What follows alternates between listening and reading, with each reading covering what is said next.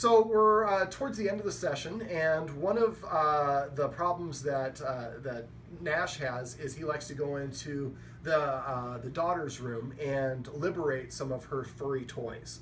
Now, part of this is, I think, because one of the appropriate chew toys, or one of the toys that Guardians have given him, is a stuffed animal with no arms now.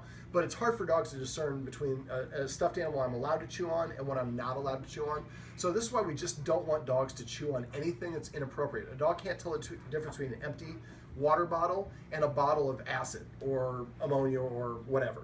So only things that they're appropriately allowed to chew on.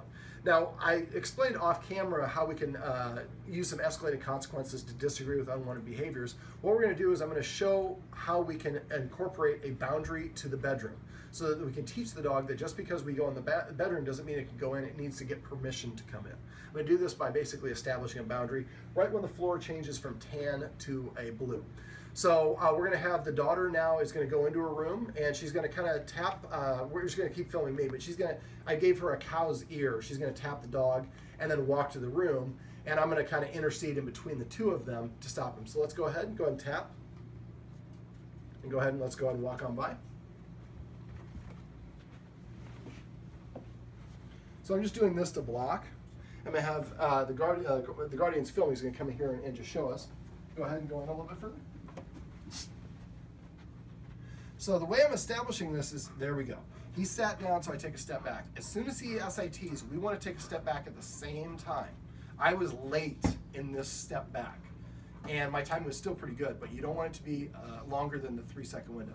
So now he's SITing. We've dropped the pig's ear, or the cow's ear, right here between my legs. I'm going to take a step back, whoops, but I'm facing him and hopefully not damaging stuff in the process. So I take my foot back, whoops. So you see that he's still staying here, even though we have the cow's ear that he really, really wants, and he likes being in this room because there's a lot of chewable things, but he's still respecting it. So now I'm going to come over here. I'm going to kind of hang out, sit on Olivia's bed, and this is, I believe, the only boy that you're going to be allowed to be sitting on your bed for quite some time.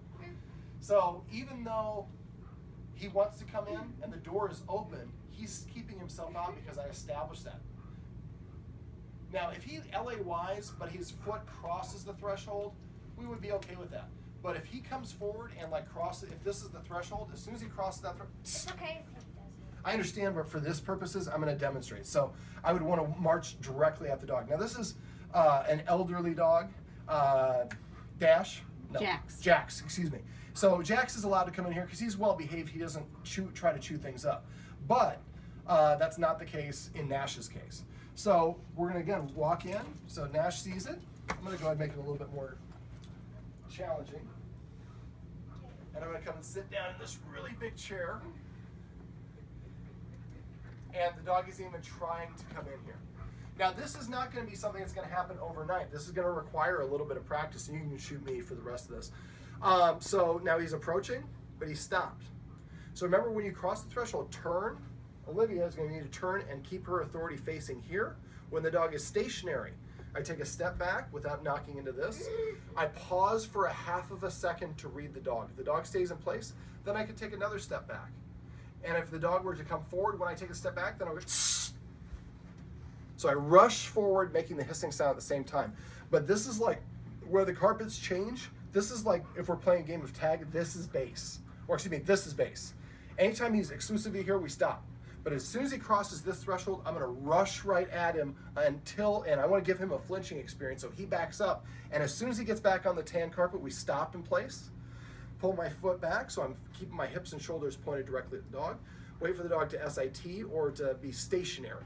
It can SIT, it can LAY, or it could just stand in place, or it could leave completely. If it leaves completely, then I can turn my back and go back to what I was doing. But if the dog is waiting here standing and I turn and go in like this, he's going to come right in behind me. So this is going to take a little bit of a practice, but the great thing about dogs is they live in the now. So the more we practice this, the easier it's going to be for him to do it. Now, in the process of doing this, I would make this room off limits for Nash temporarily, maybe for a couple weeks, just so he gets to understand that I'm not allowed to cross it. Then later on, he could come in with an invitation, and I would say, come, or his name and Xiaomi, and then he can come in. So this is how we establish a boundary to help the dog understand things that is not, places it's not allowed to go.